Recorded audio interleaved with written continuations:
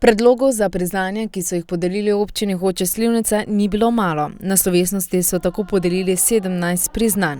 3 za naziv Zlati kostanj, 5 priznanj občine, 4 priznanja župana, spominsko plaketo, bronasti, srebrni in zlati grb ter naziv častni občan. Za neprecenljiv prispevek napredku in razvoju skupnosti občine Hoče - Slivnica je posthumno naziv častni občan prejel Ante Crnec. Naziv so izročili njegove ženi.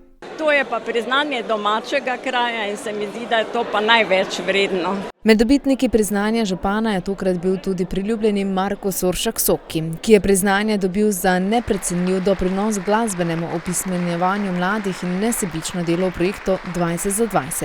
Soki se je sicer pred tedni zaradi pritiskov umaknil iz javnosti. Kot je dejal, je humanitarni projekt za nekaj časa zamrznil. Zelo me je presenetilo tole priznanje, kar me tudi zelo razveselilo, ker nisem vedel tega. Pred dnevi si oznanil na nek način žalostno novico, da se umikaš iz tega projekta. Zakaj, čemu in kako zdaj naprej? Ja, enostavno od vsega začetka zelo težko je včasih dobro delje delati, če si sam. In projekt je toliko zrasel, da me je v bistvu že zdravstveno precej ohromil.